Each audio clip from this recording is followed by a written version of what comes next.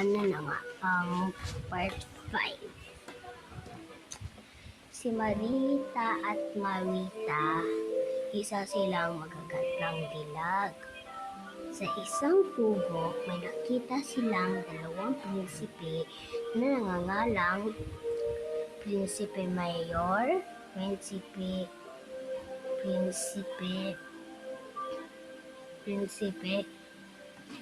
Justin. So, dun sila nailab sa kanilang isa't isa at dun sila nagkaroon ng madaming anak. At bali ang mga anak ni Marita, isang 6 na anak. Kay Maurita, 7 anak.